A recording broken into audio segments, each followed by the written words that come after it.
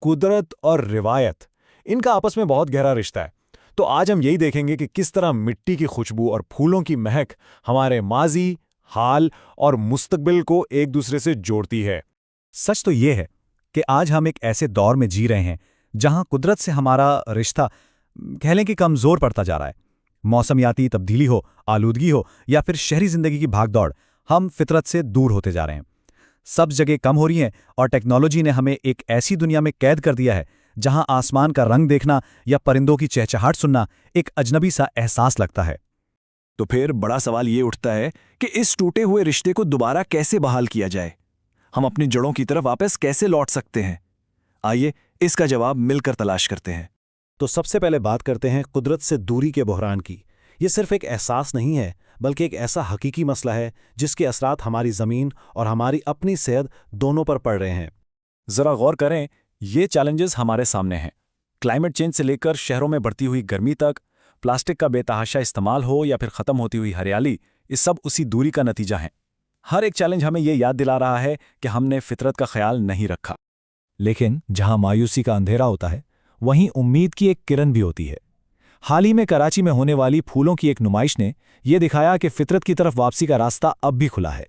جی ہاں، 12 سے 15 فروری تک کراچی کے AK خان پارک میں منعقد ہونے والی یہ نمائش صرف ایک ایونٹ نہیں تھی، بلکہ یہ ایک پیغام تھا۔ ایک پیغام کہ خوبصورتی اور فطرت آج بھی لوگوں کے دلوں میں زندہ ہے۔ آپ سوچئے، اس نمائش میں کیا کچھ نہیں تھا؟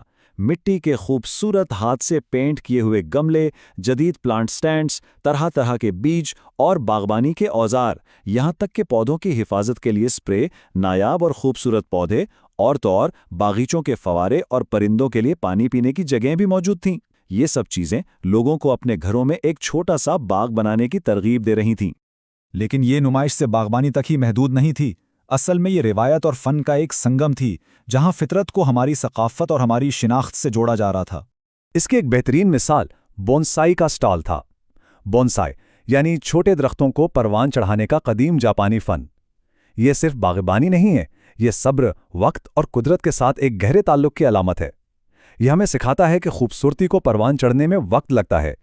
اور پھر ایک ایسا لمحہ آیا جو سب کے دلوں میں اتر گیا۔ جب ایک بینڈ نے بانسری اور ڈرم پر اے وطن کی دھن چھیڑی تو پورا ماحول حب الوطنی کے جذبے سے گونج اٹھا۔ اس منظر نے یہ ثابت کر دیا کہ قدرت سے محبت اور وطن سے محبت کا جذبہ ایک دوسرے سے الگ نہیں ہے۔ پھولوں کی اس نمائش نے ہمیں ایک اور قدیم روایت کی طرف بھی متوجہ کیا، ایک ایسی روایت جو پائیدار اور صحت مند زندگی کی بنیاد ہے، اور وہ ہے مٹی کے برتنوں کا استعمال۔ دیکھیے، مٹی کے برتنوں کا استعمال کوئی نیا فیشن نہیں ہے، یہ تو ہزاروں سال پرانی روایت ہے جس کی جڑیں میسوپوٹیمیا اور وادی سندھ کی تہذیبوں تک جاتی ہیں۔ مٹکے اور سراہی تو صدیوں سے ہمارے آباء و اجداد استعمال کرتے آئے ہیں، اور آج ہم اسی لازوال حکمت کی طرف لوٹ رہے ہیں۔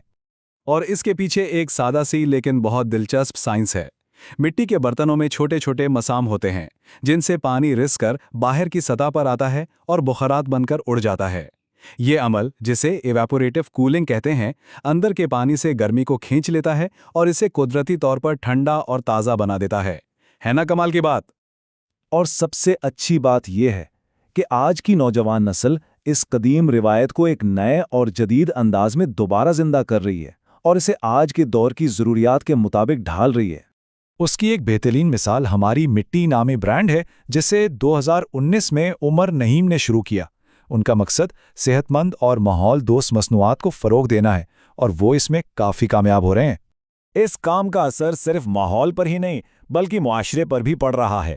اس سے روایتی کمہاروں کو روزگار مل رہا ہے، خاص طور پر وہ خواتین جو ان برتنوں کی سجاوٹ، ڈیزائننگ اور پینٹنگ کرتی ہیں۔ انہیں معاشی طور پر خود مختار ہونے کا موقع مل رہا ہے۔ آئیے ذرا ایک چھوٹا سا موازنہ کرتے ہیں۔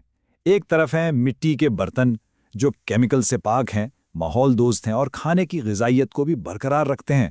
دوسری طرف ہیں نان سٹک اور پلاسٹک کے برتن جن میں نقصان دہ کیمیکلز کا خطرہ بھی ہے اور وہ آلودگی کا باعث بھی بنتے ہیں۔ تو انتخاب بالکل واضح ہے۔ تو یہ تمام کہانیاں ہمیں ہمارے کردار اور ہمارے مستقبل کی طرف لے جاتی ہیں۔ پھولوں کی نمائش ہو یا مٹی کے برتنوں کا رواج، ان دونوں کا پیغام ایک ہی ہے۔ قدرت سے محبت کریں، ماحول کی حفاظت کریں اور اپنی ان روایات کو زندہ رکھیں جو ہمیں زمین سے جوڑتی ہیں۔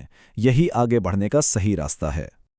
اور اس کے لیے کوئی بہت بڑے کام کرنے کی ضرورت نہیں، چھوٹے چھوٹے قدم بھی بہت بڑی تبدیلی لا سکتے ہیں، جیسے ایک پودا لگا دینا، گھر میں ایک چھوٹا سا باغ بنا لینا، قدرتی اور مقامی مصنوعات کا انتخاب کرنا یا پلاسٹک کا استعمال کم کر دینا۔ ہر چھوٹا قدم اہمیت رکھتا ہے۔ اور آخر میں ایک سوال جو ہم سب کو خود سے پوچھنا چاہیے، کیا ہم اپنے مستقبل کو محفوظ اور خوبصورت بنانے کے لیے اپنے ماضی کی حکمت اور روایات سے سبق سیکھنے کے لیے تیار ہیں؟ اس کا جواب ہی ہمارا کل طے کرے گا۔